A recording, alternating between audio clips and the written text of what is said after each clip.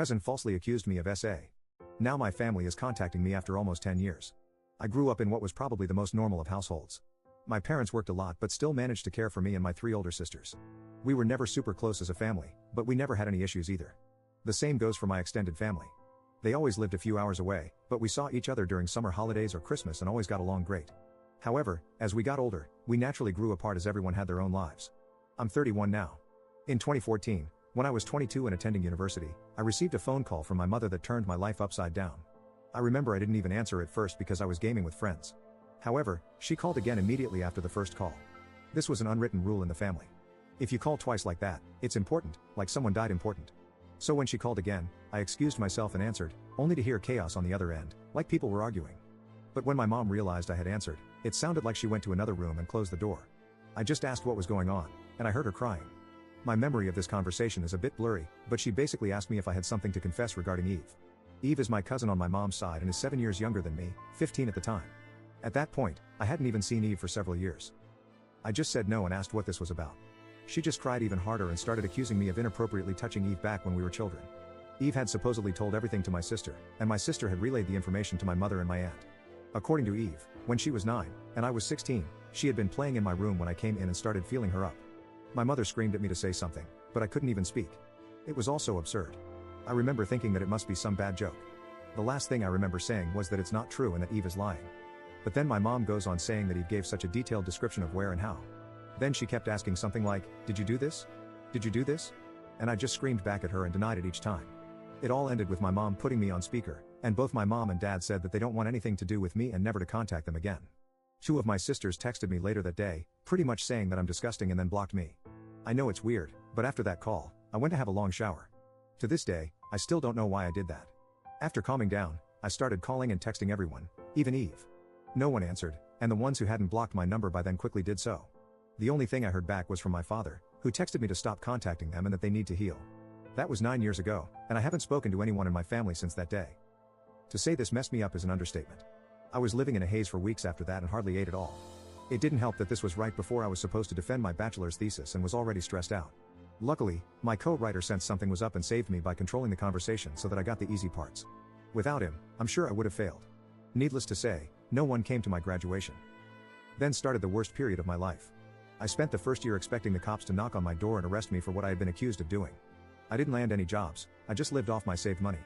I drank a lot and did oxy. I also grew resentful and violent. The only reason I didn't hurt anyone is that no one was around. My neighbor called the cops on me once after I had smashed a glass, but I managed to convince the officers that I had just dropped it, and they went away since there were no others inside my apartment. Instead of sleeping, I spent my nights planning how I could get revenge on Eve and make sure no one ever found out. I even thought about how I could actually do the things she had accused me of, but much worse. I know, I'm not proud of that. I landed my first real job in my field in late 2015. Only then did things start to improve. I focused all my time on my job, as it gave me something normal to do. Recovery was a slow process, but I drank less and smiled more. I lived cheaply and earned good money, so I made a point of buying myself a nice gift for my birthdays, a VR headset, a motorcycle, Lego, etc. And last year, I moved from my crappy apartment and bought a small house. It was an old dream of mine to have my own garage and a garden to care for. This has boosted me even more. So my life is okay now. I still have problems.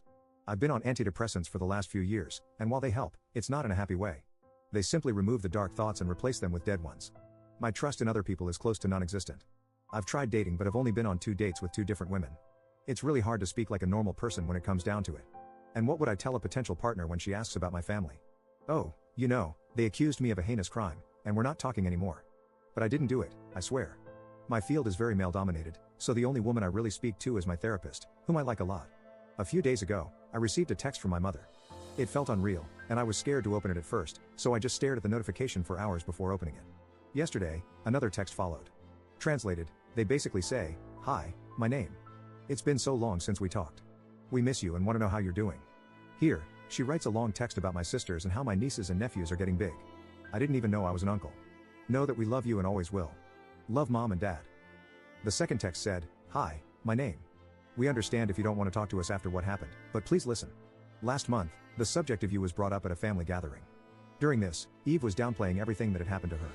It got so awkward that she finally admitted that nothing happened and that she probably just dreamt it. We were all appalled by this. When we last spoke, we wanted to protect Eve and did the only thing we thought we could do. We know that's not excusing how you were treated. What Eve did was wrong, and we're all angry at her. We have called everyone that knew and told them the truth. We all want to speak with you, and your sisters want you to meet their families. Please write back if you can find it in you to forgive us. Love, Mom and Dad. So yeah, that's my situation right now. I haven't answered, but they no doubt know I've seen it. Truth be told, I'm seething. So many old, horrible memories are now stirring again. I don't want to forgive them, and I wouldn't trust myself to be in the same room as them right now. Part of me wants to call my family and unleash everything on them, to guilt them with everything I went through until they all hit their rock bottom. Then dedicate my life to making my cousin's life as miserable as possible. The other part wants to ignore them and continue with my okayish life with my motorcycle and my garden to keep me company. I don't have any friends. The only people I speak to are my coworkers, but we're not really close. I've called my therapist's clinic, but they told me she's on vacation and won't be available for weeks, and I don't want anyone else other than her. So that leaves internet strangers. Please, where to go from here? Do I ignore them and continue as is? Or do I answer? And if so, what to even write? I'm pretty sure meeting them in person would be a bad idea for the foreseeable future, but I'm not even sure how my life can improve from picking up those old threads. As embarrassing as it may sound, I've dreamed about the day when they apologize to me by throwing themselves to the ground and kissing my feet. Texting seems so anticlimactic now. Update 1. Hi, it's been a while since my last post, and I can't count the people asking me for an update. So I thought I'd post one, even though there's not much to say. First, I'd like to get a few things out of the way. Many people told me I should pursue legal action. I didn't mention this in my first post, but I decided against it long ago for a few reasons. In the best case, she would get a slap on the wrist, and I wouldn't gain much at all. I just don't think it's worth the legal headache. And if somehow I end up losing, I'll owe her legal costs. A lot of people have been messaging me about the fake updates.